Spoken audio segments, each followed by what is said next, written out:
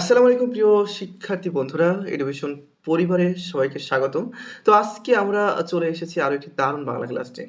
তো আমরা শিখবো আজকে আমাটি ভেঁপুর গল্পের যে মূল গল্প এবং শব্দার্থ এবং পাঠ পরিস্থিতি আছে সে সম্পর্কে। তো প্রত্যেকটা গল্প পড়ানোর আগে আমি কিন্তু চেষ্টা করি শব্দ অর্থ এবং পাঠ পরিস্থিতিটা একটু পড়িয়ে দেওয়ার জন্য।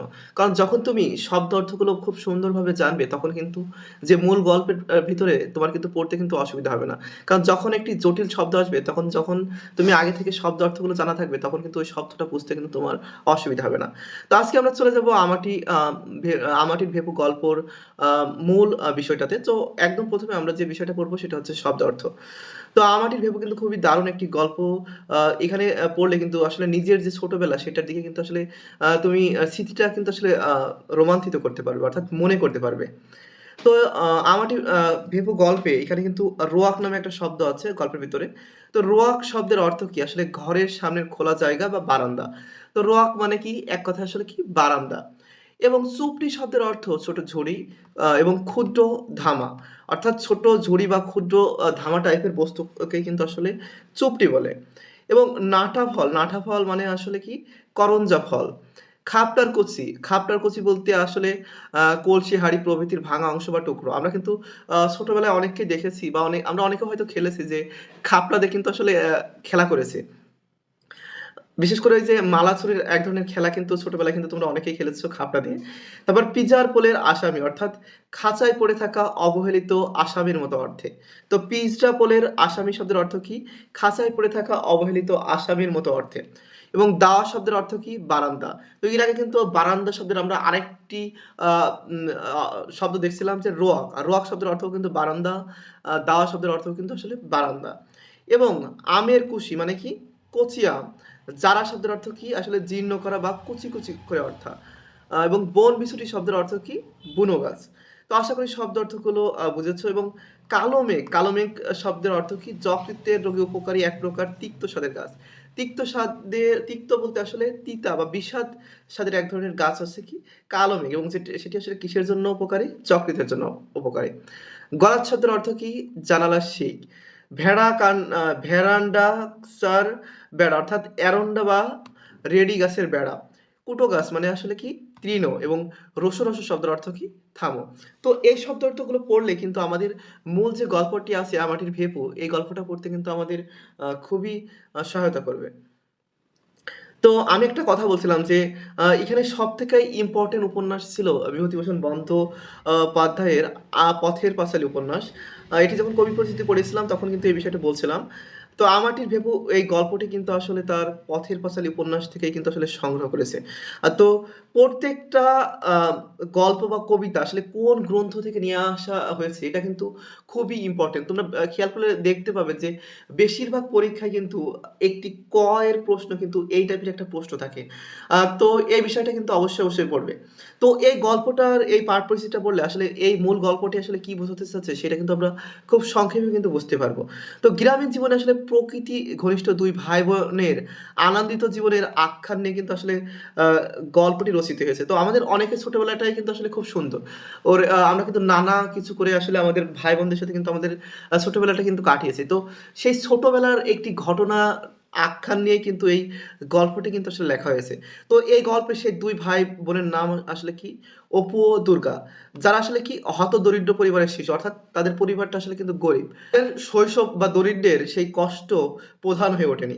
অধিকন্তু গ্রামীণ ফল-ফলাদি খাওয়ার আনন্দ এবং বিচিত্র বিষয় নিয়ে তাদের বিস্ময় ও কৌতূহল গল্পটিকে মানুষের চিরায়ত শৈশবকে যেন স্মরণ করিয়ে দেয়।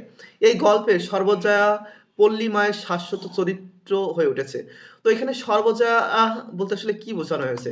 তো সর্বজয়া মূলত এই যে অপু আর দুর্গা আছে, এদের মায়ের নাম আসলে সর্বজয়া এবং তিনি আসলে পল্লী অর্থাৎ গ্রামীণ মায়ের যে প্রকৃত রূপ, সেই রূপ হিসাবে কিন্তু আসলে শাশ্বত চরিত্র হয়েছেন। অর্থাৎ নিজেকে ফুটিয়ে তুলেছেন লেখকের লেখনীর কথার মাধ্যমে। তো প্রিয় শিক্ষার্থী বন্ধুরা এই মুহূর্তে আমরা পড়বো আমাদের যে পাঠ্য বইয়ের আ যে মেইন গল্প আমাটির গল্পটি আছে সেটি সম্পর্কে। গল্পটি অনেক বড় কিন্তু সহজ সরল ভাষায় বুঝতে আশা করি সবারই কিন্তু সুবিধা হবে। তো সকালবেলা তো গল্পটি সূচনাটা আসলে কোন সময়টাতে হয়েছিল? সকালবেলা। এটা কিন্তু মনে রাখবে। ৮টা কি ৯টা হরিহরের পুত্র আপন রোয়াকে বসিয়া খেলা করতেছে।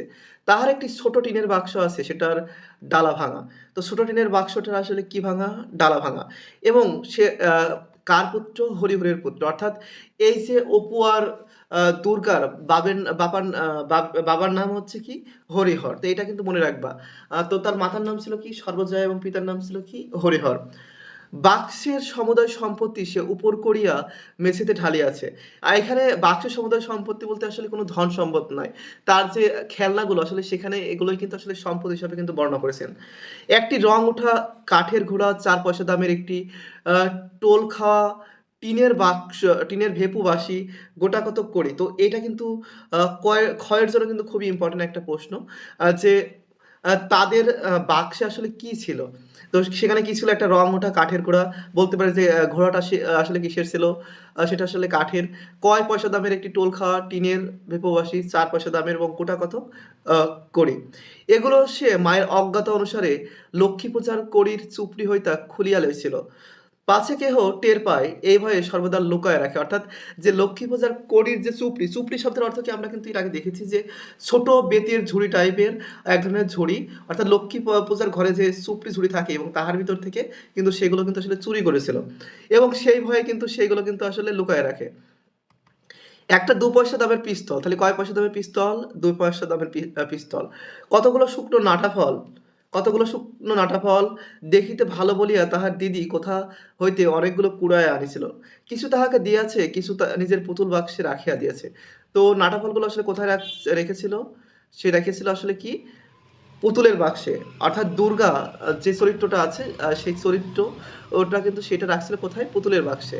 খান কতক খাপটার কুচি, গঙ্গা যমুনা খেলিতে এই খাপটাগুলির লক্ষ্য অব্যর্থ বলিয়া বিশ্বাস হওয়ায় সেগুলো কিন্তু যত্ন করিয়া বাক্সে রাখে দিয়েছে।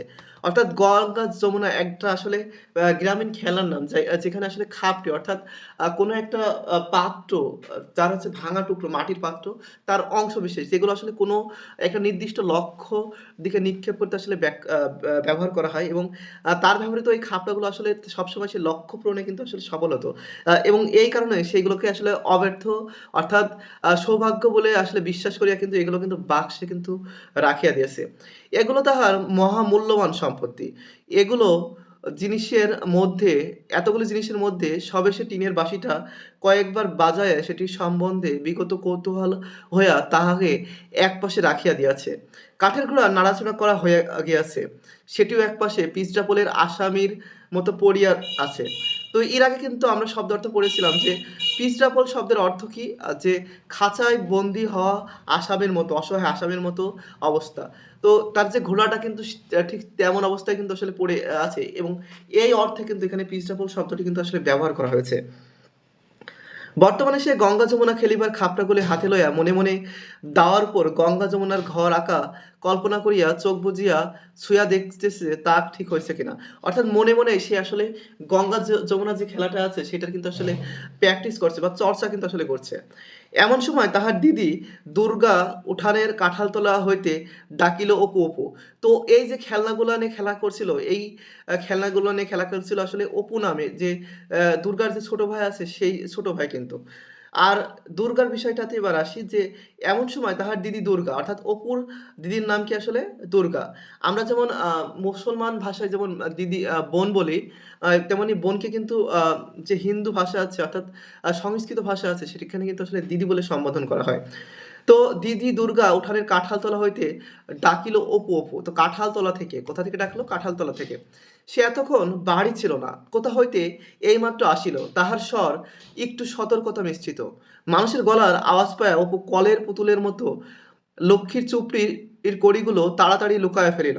তো কলের পুতুল বলতে আসলে কি বোঝানো হয়? আসলে কলের পুতুল বলতে আসলে সুতা বাঁধা এক ধরনের পুতুলকে বোঝানো হয়, যা আসলে হাতের সাহায্যে আসলে নাড়াচাড়া করা যায়। পরে বলিল, "কি রে দিদি?" অর্থাৎ অপু দুর্গারে জিজ্ঞাসা করছে যে, "কি রে দিদি?" দুর্গা হাত নাড়িয়া ডাকিল, "আয়, এদিকে শোন।" দুর্গার বয়স ১০-১১ বছর হইল। তো এইটা একটা কিন্তু ইম্পোর্টেন্ট একটা প্রশ্ন যে দুর্গার বয়স আসলে কত? তো দুর্গার বয়স আসলে কি কত? ১০-১১ বৎসর। গড়ন পাতলা পাতলা, রং অপুর মতো অতটা ফর্সা নয়, একটু চাপা, হাতের কাছের চুড়ি, পরনে ময়লা কাপড়, মাথায় চুল রুক্ষ, বাতাসে উড়িতেছে, মুখের গড়ন মন্দ নয়, অপুর মতো চোখগুলো বেশ ডাগর ডাগর। ক্ষয় কিন্তু এই প্রশ্নটা কিন্তু দিতে পারে যে দুর্গার বর্ণনা দাও। আসলে দুর্গা আসলে দেখতে কেমন? আ তখন কিন্তু তুমি এই বিষয়গুলো কিন্তু আসলে বলতে পারো যে দুর্গার হাতে আসলে কিসের চুড়ি ছিল? হাতের কাছের চুড়ি ছিল, পরনের পোশাকটা ছিল কি আসলে ময়লা কাপড়, মাথার চুলগুলো আসলে রুক্ষ যা আসলে বাতাসে উড়ছিল এবং মুখের গড়ন মন্দ নয় এবং চোখগুলো কিন্তু আসলে বেশ ডাগর-ডক্কর। অপু রুয়াক হইতে নামিয়া কাছে গেল, বলিল, কে রে? বলিল, কে রে? অপু রুয়াক। আর রুয়াক শব্দের অর্থ কি আমরা জানি? বারান্দা। তো অপু বারান্দা হইতে নামিয়া কাছে গেল। কার কাছে গেল? দুর্গার কাছে গেল এবং বলিল, কে রে? দুর্গার হাতে একটি মালা। কারণ কিসের মালা? সেটি আসলে নারিকেলের মালা। নারিকেলের মালা। এটাও কিন্তু এমসিকিউ এর জন্য কিন্তু খুবই ইম্পোর্টেন্ট একটা প্রশ্ন। তো দুর্গার হাতে একটা নারিকেলের মালা। তো কিসের মালা? নারিকেলের মালা। সেটা সে নিচু করিয়া দেখাইলো কতকগুলো কচি আম কাটা। তো দুর্গার হাতে নারিকেলের যে মালা ছিল তাতে কিন্তু কি ছিল? তাতে কিন্তু ছিল কচি আম কাটা। সুর নিচু করিয়া বলিল, মা ঘাট থেকে আসেনি তো? সুর করিয়া মাথা নিচু করে বলল যে, "মা ঘাট থেকে আসেনি তো?" অপু ঘাড় নাড়িয়ে বলল, "উহু।" দুর্গা চুপি, চুপি বলিল, "একটু তেল আর নুন নিয়ে আসতে পারিস? আমের কুশি জারাবো।" জারাবো অর্থ কি? কুচি, কুচি করা। অপু অপু আহ্লাদের সহিত বলিয়া উঠিল, "কোথায় পেলি রে দিদি?" অর্থাৎ তার যে ছোট ভাই অপু, তার বোন দুর্গাকে জিজ্ঞাসা করল যে, আসলে এই যে আ আমের আমগুলো সে আসলে কোথা থেকে পেল? দুর্গা বলিল, "পটলিদের বাগানের সিঁদুর কৌটোর তলায় পড়েছিল।" তো এইটাও কিন্তু একটা ইম্পোর্টেন্ট একটা প্রশ্ন। যে আমগুলো আসলে কোথায় পেয়েছিল? যে পট্টিদের বাগানে সিঁদুর কৌটার তলায় পড়েছিল। আম দেখে একটু নুন আর তেল। অপু দিদির দিকে চাহিয়া বলিল, "তেলের ভাঁড় ছুঁলে মা মারবে যে। আমার কাপড় যে বাসি।" অর্থাৎ কাপড় বাসি বলতে আসলে কি বোঝায়? আসলে অপু কিন্তু আসলে গোসল করেনি। এজন্য তার পরনের যে কাপড় সেটা আসলে বাসি। এবং এই কারণে আসলে তেলের ভার ছুঁলে আসলে অপুর মা কিন্তু আসলে মারবে। "তুই যা না শিগগিরি করে, মার আসতে এখনো ঢের দেরি।"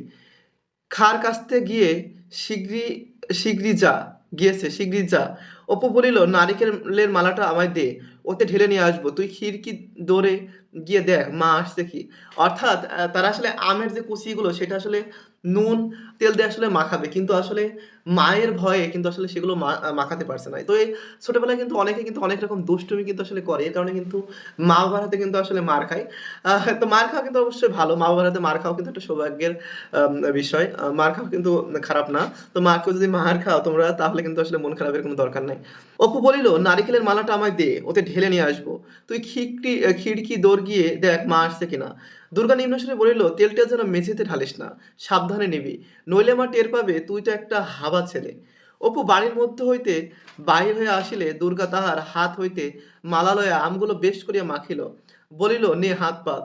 তুই অতগুলো খাবি দিদি?" অর্থাৎ যে অপু আছে, অপু কিন্তু ছোট এবং দুর্গা কিন্তু আসলে বড়। কিন্তু অপুর ভাগে কিন্তু আসলে আ নে দিদি বা দুর্গা অর্থাৎ তার যে দিদি, সে বড় বলে কিন্তু আমের পরিমাণ বেশি নিয়েছে এবং অপুকে কিন্তু আসলে খুব কম দিয়েছে এবং সে ছোট মানুষ অপু। দিদিকে জিজ্ঞাসা করছে, "দিদি তুই আসলে অতগুলো খাবি? আমাকে এত কম দিবি?" তো অতগুলি বুঝি হলো? এই তো ভারী বেশি। যা আচ্ছা নে আরো ২ খানা। তো বোনের বোনটাও কিন্তু আসলে খুবই ভালো। সেও কিন্তু আসলে তার যে ছোট ভাই অপু, সেও কিন্তু আরো ২ খানা আম কিন্তু অপুকে দিল। "দেখতে বেশ হয়েছে রে, একটা লঙ্কা আনতে পারিস? আর ১ খানা দেবো তাহলে।" অর্থাৎ ১ম এ কিন্তু নুন আর তেল দিয়ে কিন্তু আমগুলো কিন্তু মাখিয়েছিল। পরে স্বাদ বৃদ্ধির জন্য কিন্তু আরো একটি লঙ্কা আনার কথা কিন্তু আসলে বলছিল। তো লঙ্কা কি করে পারবো দিদি? মা যে তক্তার উপরে রেখে দেয়। আমি যে নাগাল পাইনে। তবে থাকগে যাক, আবার ওবেলা আনবো। এখন পটলিদের ডোবার ধারের আম গাছটার গুটি ধরেছে। দুপুরের রোদে তলায় ঝরে পড়ে। তো ছোটবেলায় কিন্তু অনেকে কিন্তু আসলে কার গাছে আসলে কত আম ধরেছে, লিচু ধরেছে এগুলো দিয়ে কিন্তু আসলে অনেকে কিন্তু আসলে খেয়াল রাখে। আর ছোটবেলাটা আসলে এই গল্পটার মতোই আসলে অনেকেরই ছোটবেলা। তো আসলে দুর্গা কিন্তু আসলে খেয়াল রেখেছে যে পট্টিদের বাগানের ডোবার ধারের আম গাছটার গুটি কিন্তু এখনো ধরেছে দুপুর রোদে এবং সেগুলো কিন্তু আসলে ঝরে পড়ে। তার কিন্তু সেই জ্ঞানটাও কিন্তু আসলে আছে। দুর্গাদের বাড়ির চারিদিকে জঙ্গল। হরিহর রায়ের জ্ঞাতি ভ্রাতা নীলমণি রায় সম্প্রতি গত বছর মারা গেছেন। তো হরিহর রায়ের জ্ঞাতি ভ্রাতার নাম কি? নীলমণি রায়। তো এইটা কিন্তু একটা ইম্পোর্টেন্ট একটা প্রশ্ন যে হরিহর রায়ের জ্ঞাতি ভ্রাতার নাম কি? নীলমণি রায় যে সম্প্রতি গত বৎসর মারা গিয়াছেন এবং তাহার স্ত্রী পুত্র কন্যা লইয়া নিজ পিত্রালয়ে বাস করছেন। অর্থাৎ তার যে ভাই আছে, তার ভাই মারা যাওয়ার কারণে তার যে স্ত্রী, তিনি কিন্তু তার যে নিজের বাবা আছে, সেই বাবার বাসায় কিন্তু আসলে বাস করছে। কাজেই পাশের এ ভিটাও জঙ্গলবৃত্ত হইয়া পড়িয়া আছে। নিকটে আর কোন লোকের বাড়ি নাই। ৫ মিনিটের পথ গেলে তবে ভুবন মুখার্জের বাড়ি। তো কত মিনিটের পথ গেলে আসলে ভুবন মুখার্জের বাড়ি? ৫ মিনিটের পথ গেলে। এটাও একটা ইম্পোর্টেন্ট একটা প্রশ্ন যে ৫ মিনিটের পথ গেলে ভুবন মুখার্জের বাড়ি। হরিহরের বাড়িটাও অনেকদিন হয়ে গেল মেরামত হয় নাই। সামনের দিকে রোয়াক ভাঙা। রোয়াক শব্দের অর্থ কিন্তু আমরা দেখেছিলাম বারান্দা ভাঙা। অর্থাৎ তার বাড়ির বারান্দাটা কিন্তু আসলে ভাঙা। ফাটলে বনবিছুটির ও কালো মেঘ গাছের বন গজাইছে। ঘরের দোর, জানালার কপাট সব ভাঙা। নারিকেলের দড়ি গিয়া গরাদের সঙ্গে বাঁধা আছে। অর্থাৎ আ হরিহরের ঘরের অবস্থা কি? জানালার কপাট ভাঙা, নারিকেলের দড়ি দিয়ে আসলে গরাদের সঙ্গে বাঁধা আছে জানালাগুলো। গরাদ বলতে আসলে জানালার যে শিক সেইটাকে আসলে গরাদ কিন্তু আসলে বোঝানো হয়। আসলে তার জানালাগুলো আসলে ভাঙা। এই কারণে জানালার সাথে তার যে জানালার যে শিক আছে, অর্থাৎ সেই শিকের সাথে কিন্তু আসলে বাঁধা রয়েছে জানালাগুলো। খিড়কির দোর ঝনাত করিয়া খুলিবার শব্দ হইল। একটু পর সর্বজয়ার গলা শোনা গেল দুগ্গা দুগ্গা। অর্থাৎ হিন্দু ধর্মীয় রীতিতে কিন্তু একটা বিষয় আছে যে ঘরে প্রবেশ করার সময় কিন্তু আসলে দুগ্গা দুগ্গা কিন্তু আসলে শব্দ করে। দুর্গা বলিল, মা ডাকছে, যা দেখে আয়, ওখানা খেয়ে যা, মুখে যে নুনের গুঁড়ো লেগে আছে মুছে ফেলা। অর্থাৎ অপু যে আম খেয়েছে, অর্থাৎ দুর্গা যে ছোট ভাই অপু, সে যে আম খেয়েছে তার মুখে কিন্তু আসলে নুনের গুঁড়া লেগে আছে। এবং সেইটা দেখলে কিন্তু আসলে তাদের যে মা সর্বজয়া আছে সে কিন্তু বুঝে ফেলবে কিন্তু এবং বকবে। এই কারণে দুর্গা কিন্তু সেটা কিন্তু মুছে ফেলার কথা বলছে। মায়ের ডাক আর একবার কানে গেলেও দুর্গার এখন উত্তর দিবার সুযোগ নেই। মুখ কিন্তু আসলে ভর্তি। মুখ আসলে তার যে আমের কচিগুলো আছে সেইগুলোতে কিন্তু আসলে ভর্তি। সে তাড়াতাড়ি জ্বালানো আমের চাকলাগুলি খাইতে লাগিল। পরে এখনো অনেক অবশিষ্ট আছে দেখিয়া কাঁঠাল গাছটার কাছে সরিয়া গিয়া গুড়ির আড়ালে দাঁড়িয়া সেগুলো গোগরা সে গিলিতে লাগিল। অর্থাৎ তারা কিন্তু খাওয়া-দাওয়া করার সময়টাতেই কিন্তু আসলে তাদের যে মা চলে আসার কারণে কিন্তু সেই বিষয়টা কিন্তু আড়াল করার জন্য কিন্তু সে কিন্তু আড়ালে কিন্তু গোগ্রাস অর্থাৎ জোরে, জোরে কিন্তু আসলে গিলিতে লাগিল। অপু তাহার পাশে দাঁড়াইয়া নিচের অংশ প্রাণপণে গিলিতেছে। অর্থাৎ মা এসে গেছে ধরা পড়ার ভয়তে কিন্তু ২ ভাই-বোনই কিন্তু আসলে জোর করে আসলে খুব তাড়াতাড়ি কিন্তু খাওয়ার চেষ্টা করছে। কারণ চিবাইয়া খাওয়ার সময় নাই। খাইতে, খাইতে দিদির দিকে চাহিয়া সে দোষ সম্বন্ধে সচেতনতামূলক হাসি দিল। সচেতনতাসূচক হাসি দিল। এবং দুর্গাখালি মালাটা এক টান মারিয়া ভেরেন্ডা চার বেড়া পার করিয়া নীলমণি রায়ের ভিটার দিকে, অর্থাৎ তাদের যে কাকার যে বসত ভিটা আছে সেই দিকে কিন্তু আসলে ফেলে দিল। ভাইয়ের দিকে চাহিয়া বলিল, মুখটা মুছে ফেল বাদর, মুছে ফেল না বাদর, নুন লেগে রয়েছে। পরে দুর্গা নিরীহকে বাড়ির মধ্যে ঢুকিল, বলিল, কি মা, কোথায় বেরোনো হয়েছিল শুনি? এটা আসলে সর্বজয়ের কথা। একলা নিজে কত দিকে যাব, সকাল থেকে খাড় কেছে গতর ব্যথা হয়ে গেল। একটুখানি কুটো গাছটা ভেঙে দুখানা করা নেই, কেবল পাড়ায় পাড়ায় টোকলা সেদে বেড়াচ্ছেন, সে বাদর কোথায়? অর্থাৎ দুর্গাকে বলছে যে আর কত সে খাটবে। সে সকাল থেকে আসলে যে খাড় আছে সেই খাড়টা কিন্তু আসলে কাছে, খাড় বলতে আসলে মূলত কাপড় চোপড় কাচাটাকে কিন্তু আসলে এখানে বোঝায়। তো এবং আহ তাকে আসলে সাহায্য করার কিন্তু আসলে লোক নেই। যে দুর্গা আছে সে সারাদিন টোটো করে বেরিয়ে বেড়ায়। কিন্তু ছোট্ট যে কাজ সেগুলো কিন্তু আসলে করে না। এই অর্থে কিন্তু আসলে কুটোকাজটা শব্দটা কিন্তু আসলে ব্যবহার করা হয়েছে। এবং সে সর্বশেষ বলল যে, "সেই বাদর কোথায়?" সেই বাদর কোথায় বলতে এখানে আসলে অপুর কথা কিন্তু আসলে বোঝানো হয়েছে।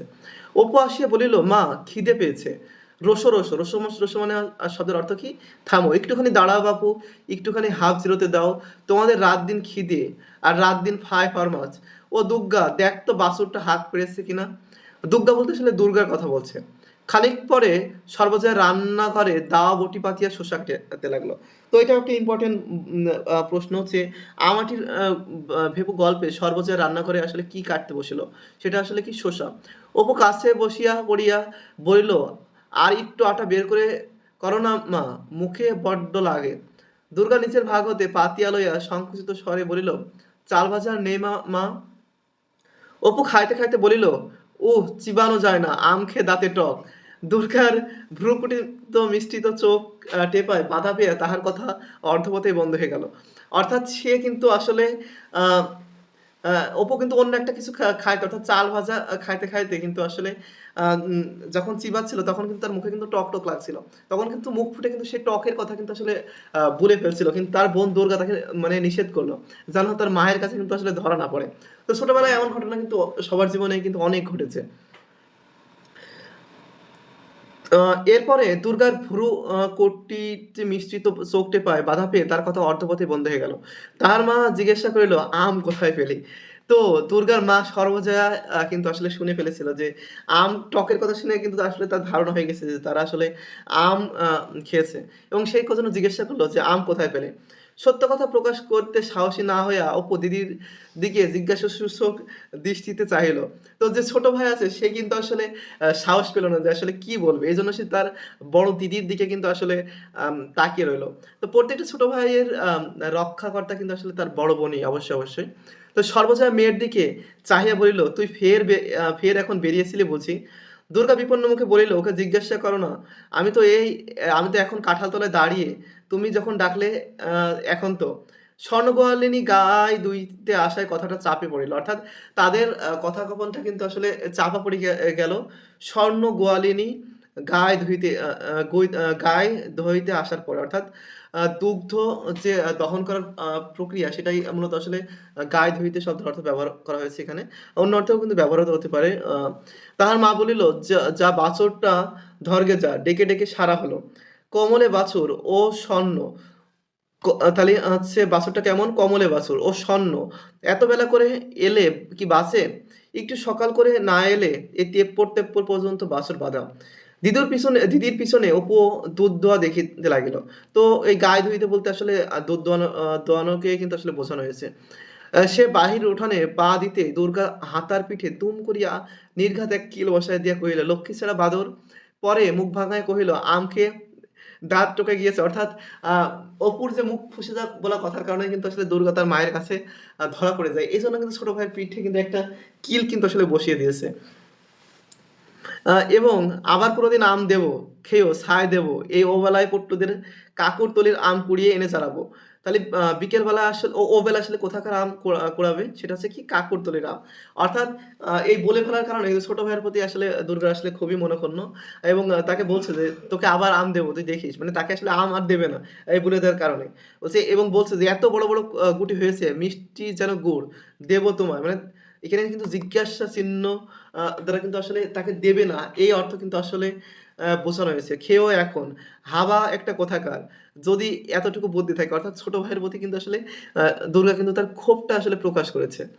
দুপুরের কিছু পরে হরিহর কাজ সারিয়া বাসায় সারিয়া বাড়ি ফিরিল। এখানে হরিহর কিন্তু অপু দুর্গার কিন্তু বাবা। আজকাল সে গ্রামের অন্নদা রায়ের বাটিতে গোমস্তার কাজ করে। তো সে আসলে কিসের কাজ করে? অন্নদা রায়ের বাটিতে কিন্তু আসলে গোমস্তার কাজ করে। জিজ্ঞাসা করিল, "অপুকে দেখছি নে?" সর্বজয়া বলিল, "অপু তো ঘরে ঘুমাচ্ছে।" সেই খেয়ে বেরিয়ে আসে দুর্গা বুঝি? অর্থাৎ সেই সাথে কিন্তু দুর্গার কথাও কিন্তু আসলে বলল। অর্থাৎ দুর্গার কথা বলল যে, "দুর্গা আসলে কোথায়?" বলছে, "সে খেয়ে বেরিয়েছে। সে বাড়ি থাকে কখন? দুটো খাওয়ার সঙ্গে যার সম্পর্ক।" অর্থাৎ খাওয়া ছাড়া আসলে দুর্গাকে বাড়িতে তেমন আসলে দেখা যায় না। আবার সেই খিদে পেলে তবে আসবে। কোথায় কার বাগানে, কার আমতলায়, জামতলায় ঘুরছে। এই চৈত্রির মাসের রোদ্দুরে অর্থাৎ এই গল্পটার সময়টা আসলে আ আ কখন? আসলে চৈত্র মাস। ফের দেখো না, এই জ্বরে পড়ল বলে। অত বড় মেয়ে বলে বোঝাবো কত? কথা শোনে না কানে না কানে নেয়। অর্থাৎ আ দুর্গার যে মা সর্বজয়া, দুর্গাকে শত বলেও কিন্তু আসলে তার যে ঘোরাঘুরি এটা কিন্তু আসলে থামাতে পারে না। তো সেই অর্থে কিন্তু দুর্গার মা সর্বজয়া এই কথাটা বলেছেন। পরে হরিহর খাইতে বসিল। খাইতে বসিল। আজ ১০ ঘরার তাগাদার জন্য গেছিলাম বসলে। Incoming একজন call লোক from খুব Jaya মাতব্বর, Babaji. ৫-৬ টা গোলা বাড়িতে। তো মাতব্বর গোছের লোকটার আসলে বাড়িতে কয়টা গোলা ছিল? ৫-৬ টা গোলা ছিল।